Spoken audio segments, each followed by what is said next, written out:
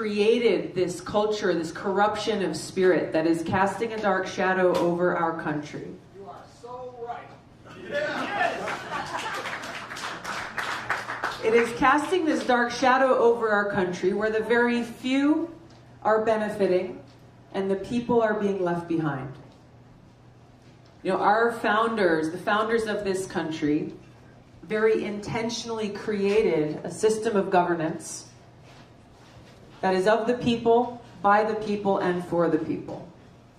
This was the vision that they laid out for us, that we would have leaders whose purpose, whose mission, whose focus is actually serving the people, not the other way around.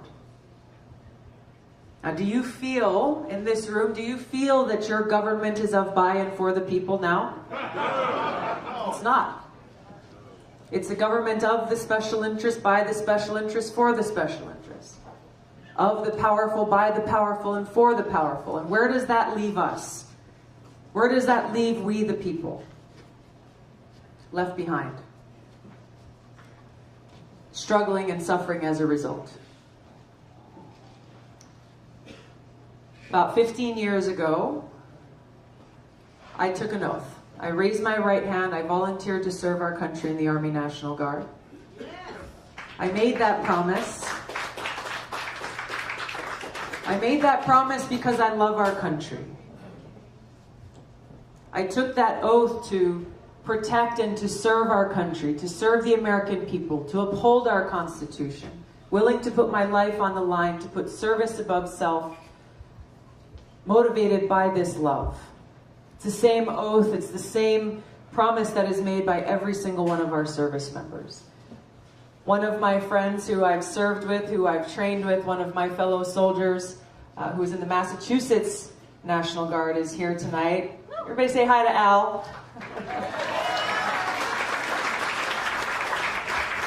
While we're at it, can we recognize all the veterans in the house tonight? Thank you so much for your service.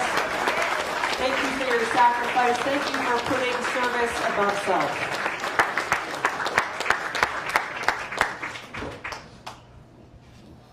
It is that spirit of service above self, those soldiers' values that I know that are most needed in the White House now.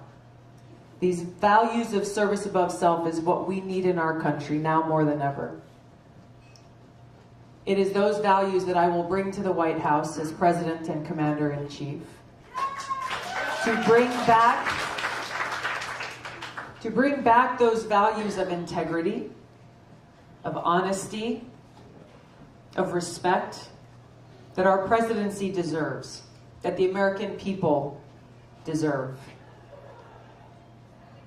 These are the values that we need to bring back to those in positions of power, to those who are in positions to lead our country, to recenter back on the mission that they have been tasked with, which is to serve the people, to fight for the people.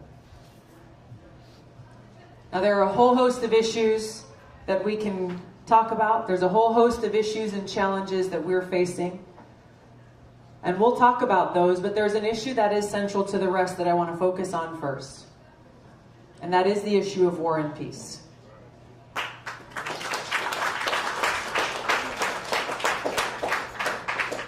Because the trillions of dollars that we spend on regime change wars, on this new Cold War that's being ratcheted up, was tensions get higher and higher between the United States and nuclear-armed countries like Russia and China.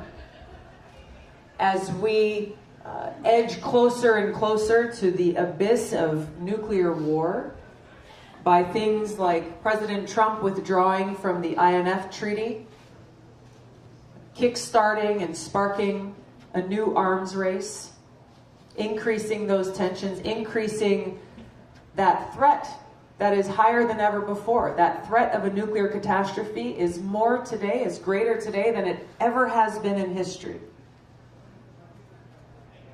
This is the reality that we're facing. Now, it may not be something that you think about, it may not be something that crosses your mind every day, but I tell you what, about a year ago in Hawaii, there was a a text message that went across over 1 million people's phones all across the state. And that message said, "Missile incoming, seek shelter immediately. This is not a drill." You just stop for a moment and just pause and think about what would run through your mind. What would you be thinking? What would you be feeling if, as we were standing here tonight, you got that message knowing that we had just minutes to live? Minutes to live.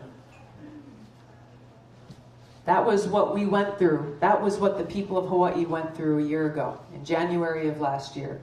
And so we had families who were piling their kids and everybody into their car and trying to race to the mountains to see if there was some cave that they could go and hide in. A father who lowered his little girl down a manhole into a storm drain because he thought that would be the only place that she would be safe. I heard from another parent who was trying to choose between which of his children he was going to go and spend the last minutes of his life with. Terrifying. Terrifying. There was no shelter. There was no safe place. There was no refuge. No place to go and hide. So 38 minutes after that message came out, another one was sent saying, "False alarm." But it was a wake-up call. It was a huge wake-up call, not just for the people of Hawaii, but for every one of us in this country.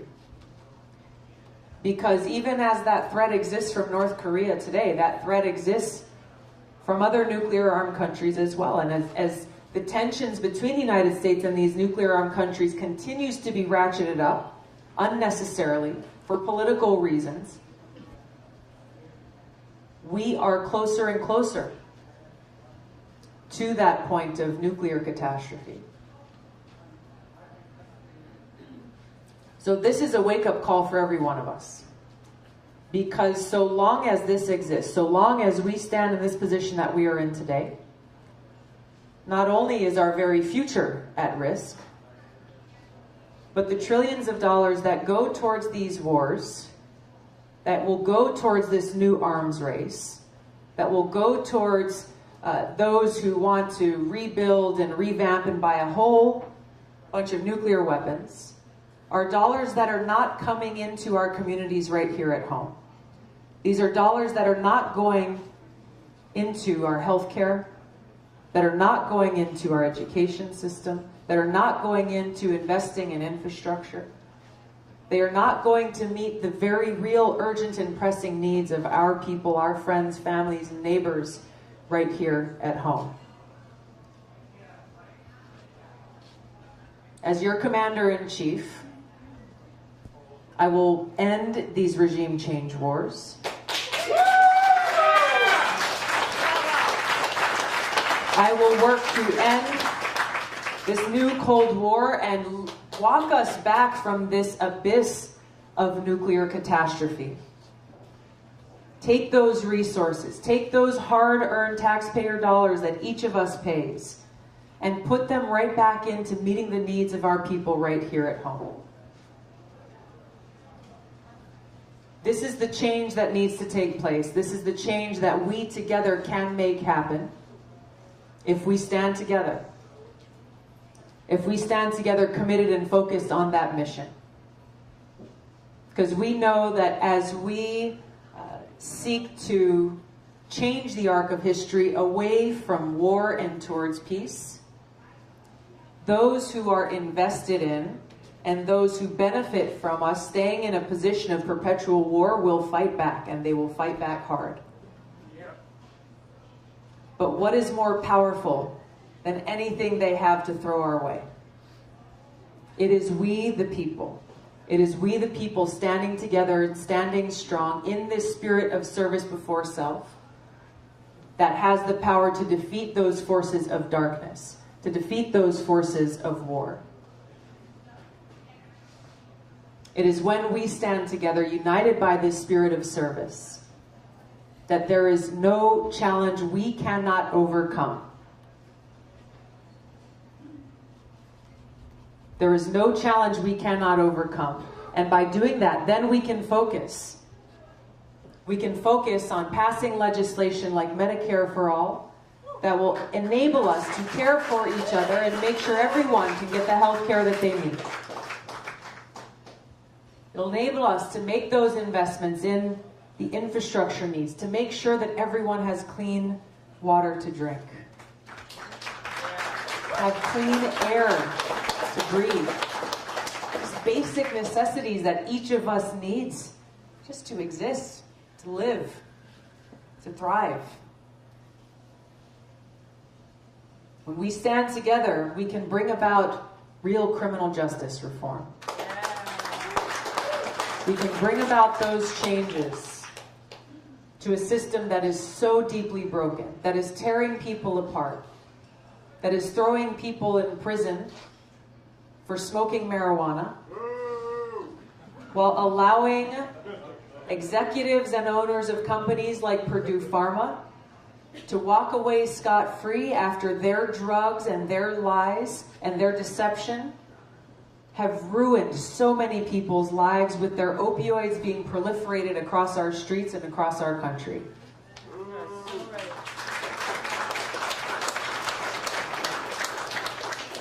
We have to reform this criminal justice system that favors the rich and punishes the poor.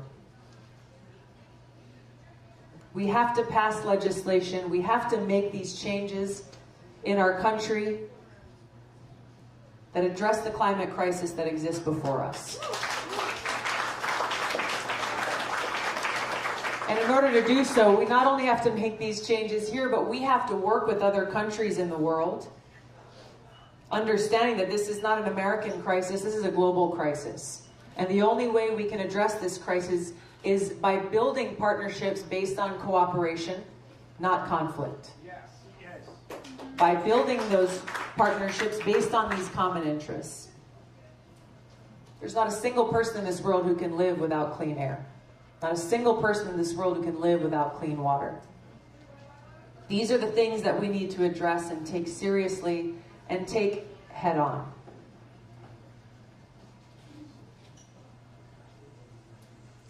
The obstacles are great. Those with money, those with power, those with the special interest, those who've been benefiting off of this broken system across the board, they don't know what's coming for them. Yeah.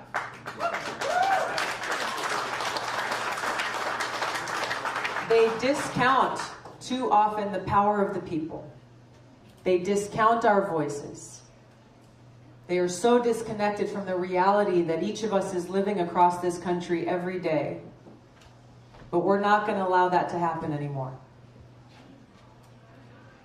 Because we will stand up. We will stand together in this spirit of service above self. To make it so that our government is truly of the people, by the people, and for the people.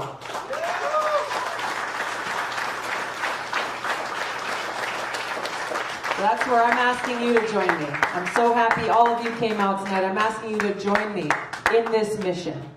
Join me in this movement of peace, both here at home and abroad, that fulfills this dream of our country for every single American, that we may live free, equal, in a just society with opportunity for everyone.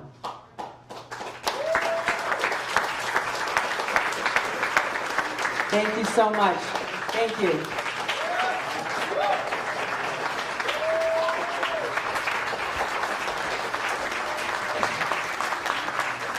Thank you. I think David will open it up for a few questions. I don't know if David wanted to come back up and help moderate. If we can get back here. Yes. Hi, how are you? Hi, good. My name is James. I'm from Massachusetts originally, but I'm sure you can agree that the country since 2016 has somehow gotten more divisive and more anger-filled than before, if that was even possible. What do you plan to do to specifically unite the country in a bipartisan way? Yeah. Specifically, meaning that you have to pass 60 votes in the Senate and probably divide Congress in the House. Yeah. For those in the back, the question is about how to bridge the divides, bring the country together in a bipartisan way. to solve these challenges that we're facing. We do so by bringing this focus back on service above self, which means putting the people above party.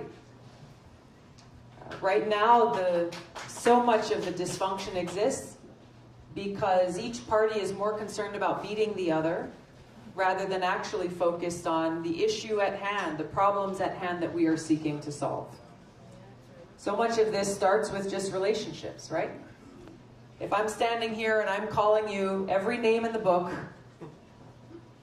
is it really realistic for me to think that you're going to want to work with me on anything? No. We can disagree on issues. We can have substantive arguments and debates. But we should and we must be able to disagree without being disagreeable. Yeah. Find those areas where we share common interests and work together. Work together for the interest of the people, all the people, not just the Democrats, not just the Republicans, not just independents, but all the people. You know, when I first got elected to Congress back in 2012,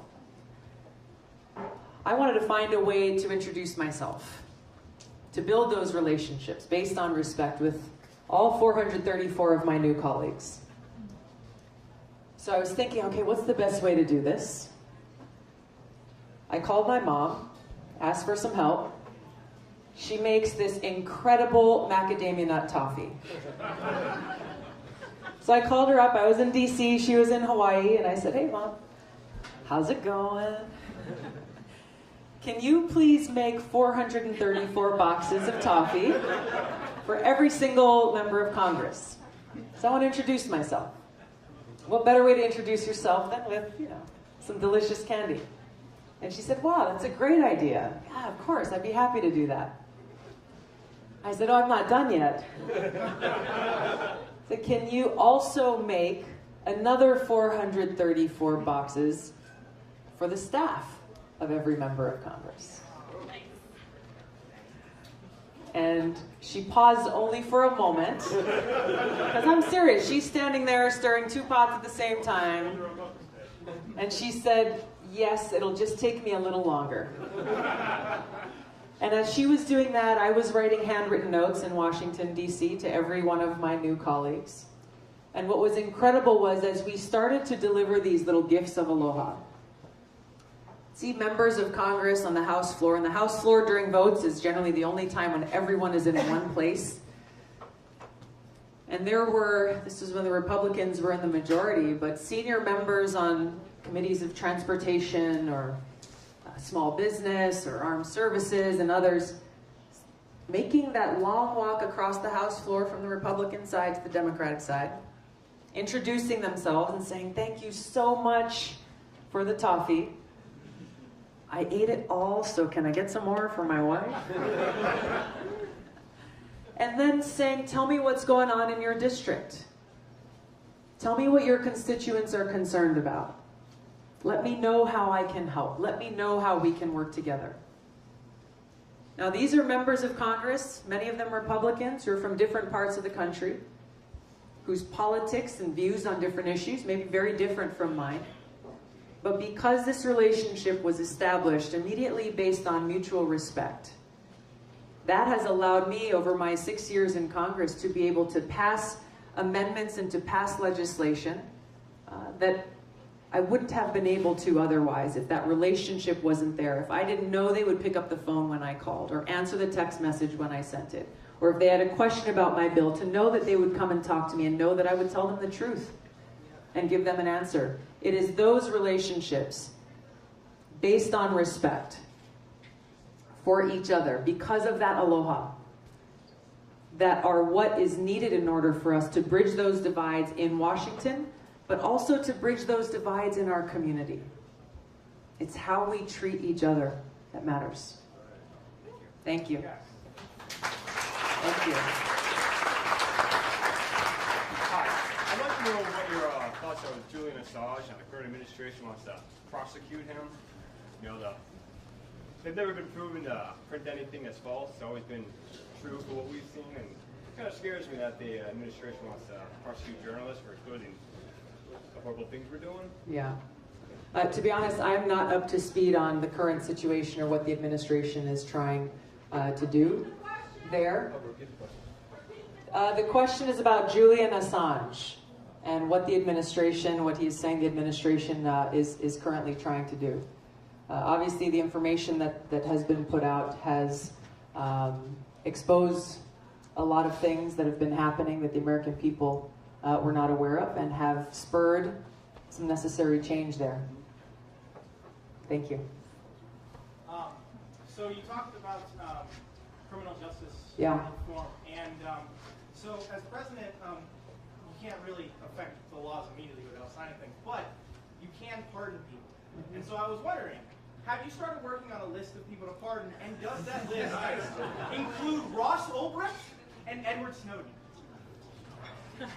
Thank you for your question. I have not started working on a list of people I plan to pardon. Okay. We have a ways to go before I start thinking about those things. But duly noted. Point well taken. Yes, sir.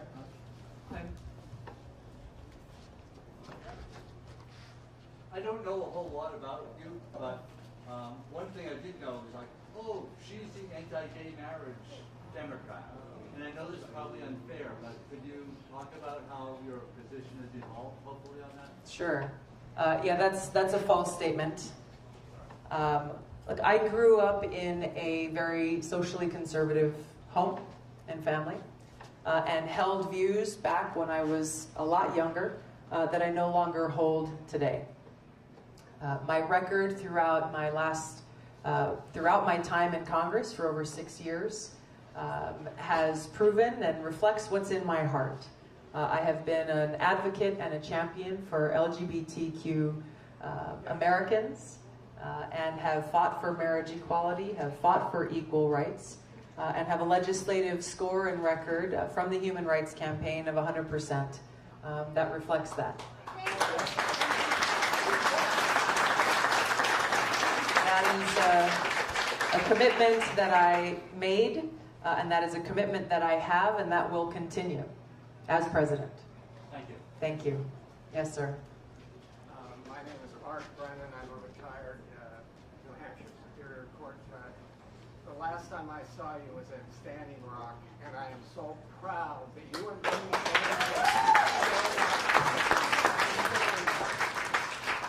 Also, I'm a witness in an anti-terrorist case, and I don't want to go on about it here, but I've written a short description of what the case is. It involves the deaths of hundreds of U.S. soldiers, the wounding of thousands, and the deaths of thousands of Iraqis. The defendants in the case are Big Pharma because they poured millions of dollars in bribes through the Iraqi healthcare system that ended up in Hezbollah's hands and the hands of the Mehdi Army. And the Mehdi Army and Hezbollah killed about 500 U.S. troops as the result of assistance, the aiding and abetting by U.S. corporations that, as you said, are greedy and thoughtless about the people that serve our country. I'm a veteran myself. Thank you for your service. Drafted a long time ago. Anyway, if there's anybody that could take my little description, I'd like to give it to you. Thank you. Thank you so much. Thank you. Thank you for your service. I look forward to reading what you've brought. And thank you also for going to Standing Rock. Thank you. I'm going to try to grab somebody from near the back there. You got a blue jacket. I can see a hand, a blue jacket. That's all I can see. Could you describe your specific details of how you address climate change? Sure. A strong place to start is through legislation that I've introduced and that we're working on reintroducing called the Off Fossil Fuels Act. This is the most aggressive piece of climate change legislation that's ever been introduced in Congress, and lays down a pathway for us to get off of fossil fuels and invest in a new green energy infrastructure for our future, which includes understanding those who currently work in the fossil fuel industry will be displaced and will need the opportunity to be retrained and to be worked into this new green energy economy. I think a critical piece is, of course, what we do here in the United States. But as I mentioned briefly earlier, it's the agreements and the collaboration and cooperation that we build with other countries that will be essential to get to where we need to be to address this crisis. Obviously, President Trump pulling out of the Paris Accords was a step backwards, but even those who were party to that agreement recognize that it didn't go far enough. So we understand and recognize the magnitude of this crisis, and the only way we will address it, the only way that we will make the progress that needs to be made is if we work with other countries and collaborate with them and set these standards for where we need to be in the future to make sure that we have this future. Thank you. Yes. Yep. You know, I find that, unfortunately, it seems that all too often the right wing sort of is able to usurp the language of patriotism and sort of bundle with it all kinds of things that have nothing to do with serving your country or caring about your fellow citizens. You know, they couple it with things like, you know, neoliberal economics. They couple it with bigotry. They couple it with all kinds of things, you know, all supposedly to do with patriotism. So how can, I don't want to make it just about, you know, being left-wing, but I mean, how can, you know, there be a progressive language of patriotism that will have a broad appeal to Americans? I mean, how can, you know, we prevent that kind of loss of territory from taking place?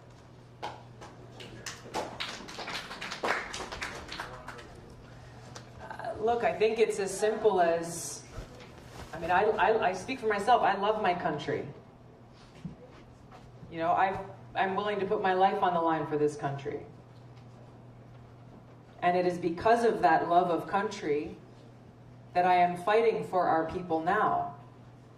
It is because of that love of country and our planet and our future that I'm driven to make the kinds of changes that we're talking about making. So, you know, I don't want to overthink things about how do we change the language other than just speak from our heart and be motivated by this desire to be of service and to fight for our people, to fight for our planet, to fight for what is true and right. If others want to talk about, you know, one word versus another word, I don't think that's really ultimately what is going to make the difference. What's going to make the difference is our actions and the way that we treat each other and the motivation. What is motivating us? This is how we defeat that darkness and that divisiveness that's around us with that light. Now, I look to Dr. King's quote very often for inspiration when he reminds us that darkness cannot drive out darkness. Only light can do that. That hate cannot drive out hate. Only love can do that. It's important for us to remember that. That love of country, that care for each other, is the strongest and most powerful force and motivation that we can have. And is the only thing that can defeat that darkness, that can defeat that greed and selfishness that surrounds us. I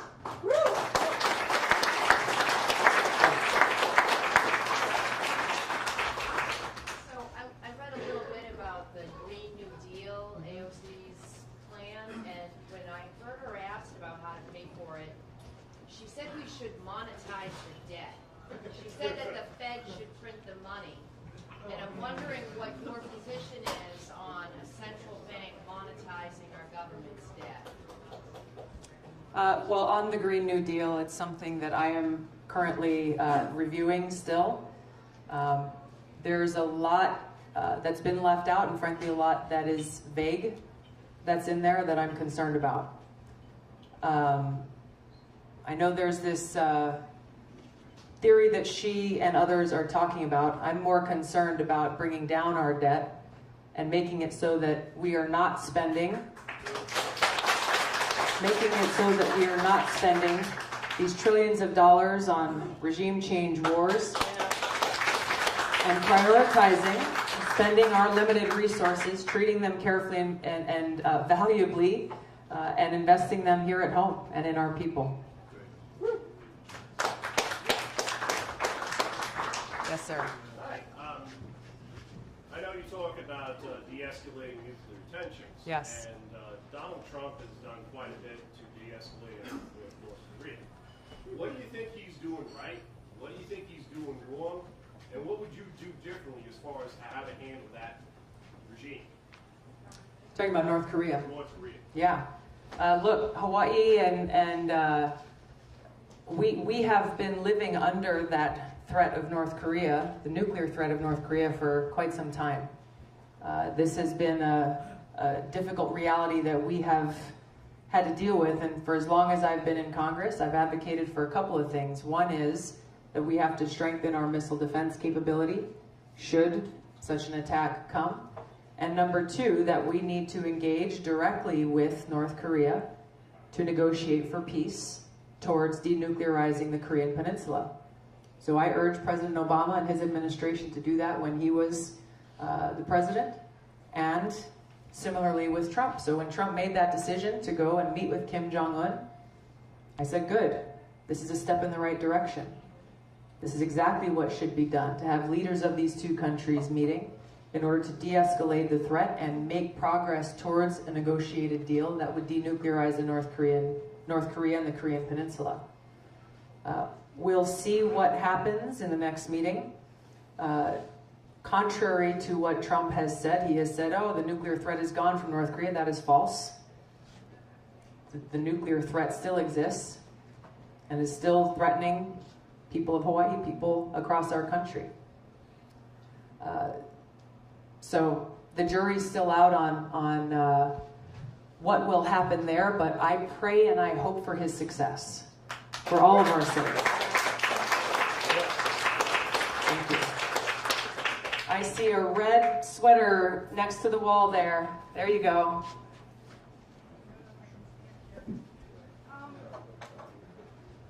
Aloha. Aloha. My question is, if we choose not to use social media because of our fears of it manipulating things, how can you reach out to us if we choose not to use it? Great question. It can be a tough place. It can be a tough neighborhood sometimes, right? Text message, phone calls, emails, and person to person. Exactly what we're doing here. So if you go to my website, if you don't engage on social media, there's a lot of different ways that we can stay in touch, that we can keep you updated, that you can send us questions, and that we can get back to you on both through text message, phones, and emails. So if you go to tulsi2020.com and either send me a note there or put in your information and let us know how you want to keep in touch, then we can keep you posted on what's going on in the campaign, keep you posted on different issues that we're dealing with, as well as where we're headed on the road next. It's a great question. Thank you. Tulsi, you want to grab the girl in the pink jacket? Sure. A little bit? Yes. In your campaign, if you were president, would you do something about lowering prices in college tuition? Because a lot of countries have free college tuition, for public colleges, and a lot of students are going to be Yeah. How old are you? It's good you're thinking ahead. Yes, I would. The question is about the high cost of higher education and how we will address that, right? It's one thing to address how to pay for college, right? But I think we also have to take a step further and really look at the cause. Why is the cost of higher education skyrocketing? Who is making money off of our education and making sure that those who choose to go to college are able to get a quality education? And how better can we be delivering this education in a way that's affordable, in a way that people can get what they need, the tools that they need? How can we make sure that those who choose not to pursue a four-year degree have other avenues to pursue different vocational training that they may be better suited for, that they want to do more? So we've got to look at this from a comprehensive view, because addressing just one but not any of the others is not going to solve the problem. I think a key component to all of this in driving down the cost of education is how we are harnessing and using technology to deliver that education, to make it so that it is opened up, to make it so that it is accessible and even free. I earned much of my bachelor's degree through distance learning, through online, because I was deployed to Iraq while I was getting my degree. So Albert and other post 9/11 veterans here will know that usually in all of our camps, at least there was always an education tent where you could go and they would have a laptop and have an internet connection to take tests or to get assignments or write papers or whatever it was. So that's what I did while I was deployed.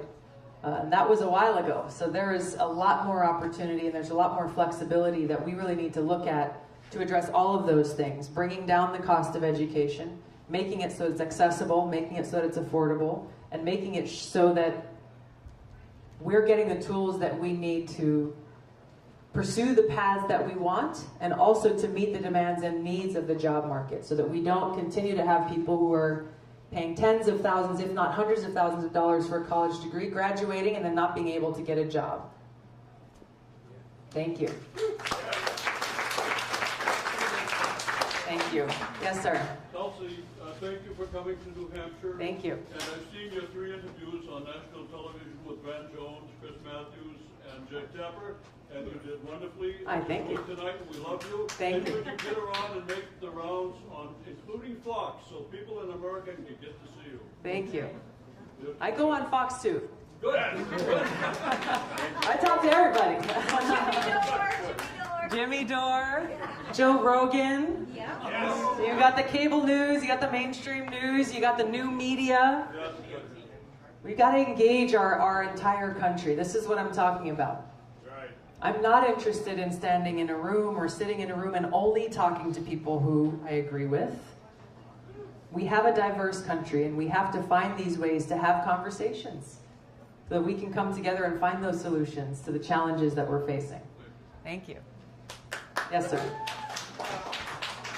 My question's about campaign finance reform.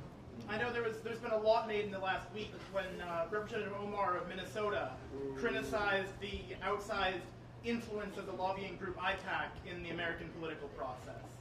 What's your take on that? There's a number of issues with campaign finance that have to be addressed.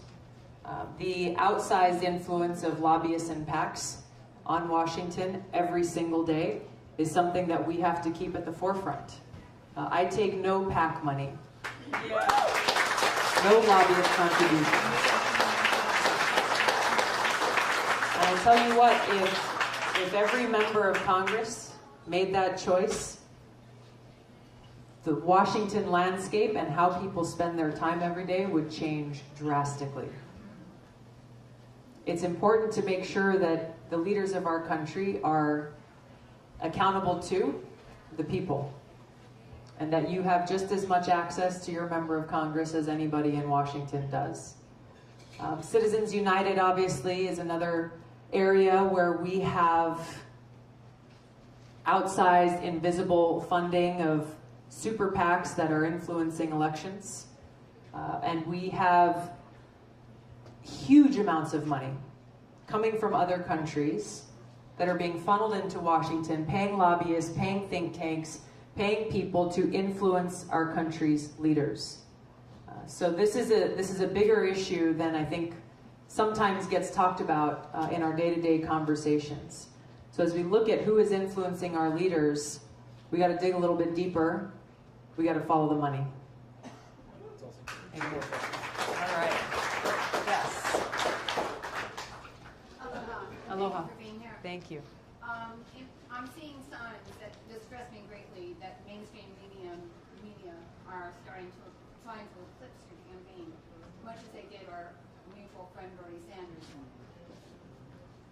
What can we do to assure that your message is out there loud and clear, your name is out there loud and clear, and that this campaign is to be reckoned with, dealt with, and won? Thank you. I'm going to give you the mic and let you say that one more time. For those of you in the back, the question is about how to make sure that my message and our message through this campaign breaks through, gets to every voter in this country, so that we can, what did you say? Win. Bottom line, so that we can win.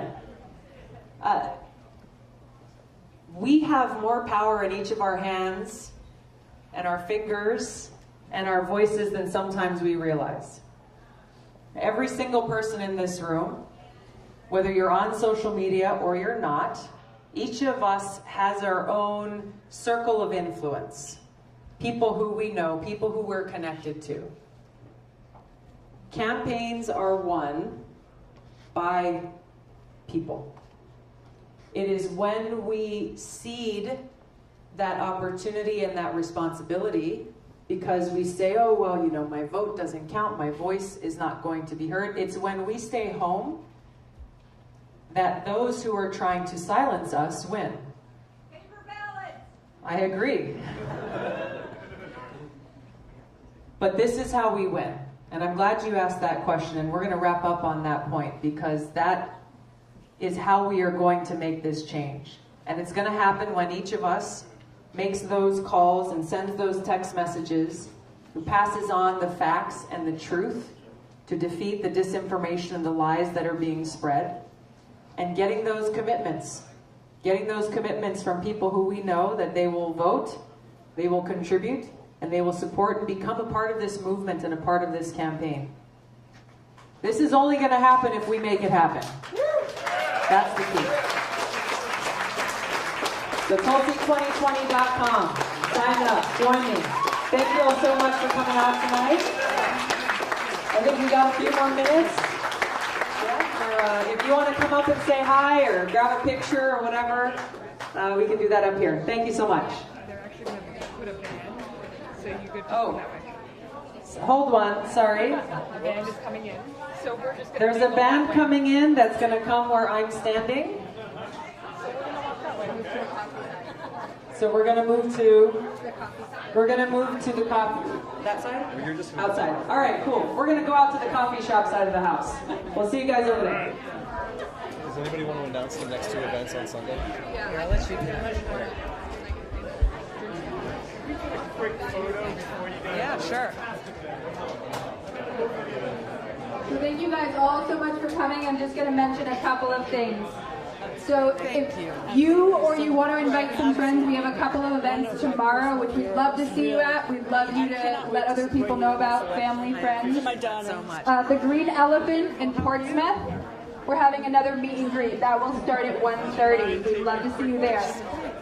And then at 4 p.m. in Northampton at the Centennial Hall, we'll have another town hall style gathering, meet and greet, get a chance to ask some questions. So we'd love you guys to let your friends and family know. And again, please go to Tulsi 2020, sign up, let us know that you want to be involved, you know, volunteer. And then also, we need 65,000 individual donations to get onto the debate stage. And we want Tulsi there. We want her to be able to bring up these really important issues on that national stage. So if you have that desire, please help and donate. Tulsi2020.com. You can go to the donate and just, even a small amount is really helpful. Not sure we take Bitcoin. I will donate right now with Bitcoin. We're going to work at the Bitcoin idea. We'll look into that. All right, thank you all so much. Aloha. That's fair. There's only like 5 bars to take. We have a convention tomorrow. Thank you, Lily. That's awesome. All right, so Let's go this way. Okay. No, not yet. They have a cash deal. No. Exciting for your daughter. I'd offer Phil one.